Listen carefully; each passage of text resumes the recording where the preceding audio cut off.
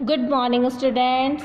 आज हम पढ़ेंगे हिंदी और हिंदी में आज हम पढ़ने वाले हैं ये व्याकरण, यानी कि आज हम हिंदी व्याकरण पढ़ेंगे। तो स्टूडेंट्स, हिंदी व्याकरण में आज हम जो टॉपिक पढ़ने वाले हैं वो हैं शब्द और वाक्य, यानी कि शब्द क्या होते हैं और वाक्य क्या होते हैं। तो आज हम शब्द और वाक्य के बारे में पढ़ेंगे। तो स्टूडेंट्स, हम सबसे पहले पढ़ेंगे शब्द की परिभाषा। शब्द की परिभाषा क्या होती है उसके बारे में हम आज यहाँ पर पढ़ेंगे। तो स्टूडेंट्स, आप अपनी वर्कशीट में देखिए। अब हम स्टार्ट कर रहे हैं। दो या दो से अधिक वर्णों से मिलकर बने सार्थक वर्ण समूह को शब्द कहते हैं, यानी कि दो या दो से अधिक वर्णों से मिलकर बने सार्थक वर्ण समूह को शब्द कहते हैं।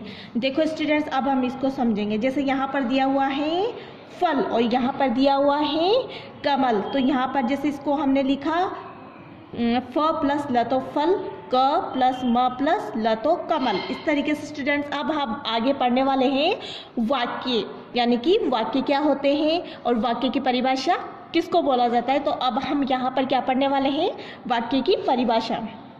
तो वाक्य की परिभाषा क्या है स्टूडेंट्स, अब हम उसको पढ़ने वाले हैं। शब्दों का सार्थक समूह वाक्य कहलाता है, यानी कि शब्दों का जो सार्थक समूह होता है उसको क्या बोला जाता है, वाक्य बोला जाता है। जैसे अब हम इसके कुछ उदाहरण देखेंगे। जैसे रही है पढ़ा बच्चों को शिक्षिका। ये वाक्य आपको शुद्ध नज़र नहीं आ रहा है, यानी कि ये अशुद्ध है। अब इसको अच्छे से अरेंज करके इसको यहाँ पर हम अच्छे से जमा के लिखेंगे। वो कैसे, देखो यहाँ पर रही है पढ़ा बच्चों को शिक्षिका, यानी कि जो ये वाक्य है ये आपको समझ में नहीं आ रहा। तो अब हम इसको कैसे लिखेंगे, जैसे शिक्षिका बच्चों को पढ़ा रही है। तो अब हम इसको कैसे शुद्ध किया, कैसे से अच्छे से इसको लिखा, शिक्षिका बच्चों को पढ़ा रही है। नेक्स्ट देखो स्टूडेंट्स, हे किसान हल जोत रहा, यानी कि हे किसान हल जोत रहा। तो ये आपको समझ में नहीं आ रहा होगा, तो अब हम इसको अच्छे से लिखेंगे, किसान हल जोत रहा है। ओके, नेक्स्ट देखो स्टूडेंट्स, उदाहरण देखकर नए शब्द बनाएंगे। यानी कि स्टूडेंट्स, आपको अपनी वर्कशीट में बुक में आपको ये यहाँ पर जो ये शब्द हैं वो यहाँ पर नहीं दिए हुए हैं।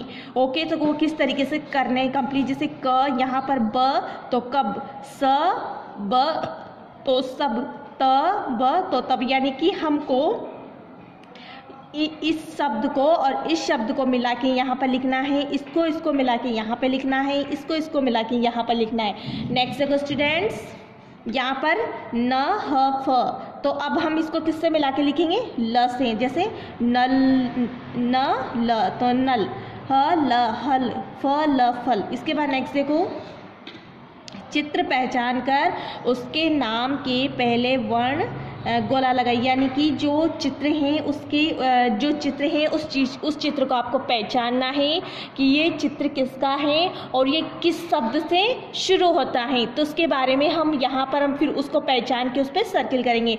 वो कैसे करेंगे, जैसे घ फ म, तो ये है मटका, तो किससे स्टार्ट हो रहा है, म से।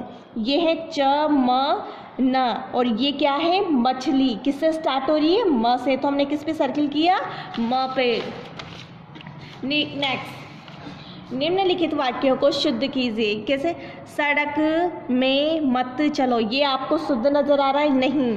सड़क पर मत चलो, ये वाक्य बिल्कुल शुद्ध है। नेक्स्ट देखो, पेट में दर्द हुआ तेजी से मेरे, ये आपको कुछ समझ में आ रहा है, बिल्कुल समझ में नहीं आ रहा होगा स्टूडेंट। तो अब हम इसको अच्छे से अरेंज करके लिखेंगे। वो कैसे लिखेंगे, मेरे पेट में तेजी से दर्द हुआ। तो ये मेरे पेट में तेजी से दर्द हुआ, तो ये स्टूडेंट सब आपको समझ में आ रहा होगा।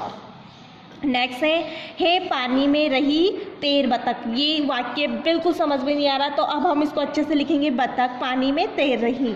नेक्स्ट स्टूडेंट्स, रही है कर नृत्य माधुरी। तो जो ये बिल्कुल भी समझ में नहीं आ रहा, तो अब हम इसको अच्छे से अरेंज करके लिखेंगे। तो कैसे लिखेंगे? माधुरी नृत्य कर रही हैं। तो स्टूडेंट्स आप अपनी बुक में इसको अच्छे से पहले तो इसको पढ़ोगे, पढ़ने के बाद इसको समझोगे, फिर आपको वर्कशीट में इसको कंप्लीट करना है। ओके।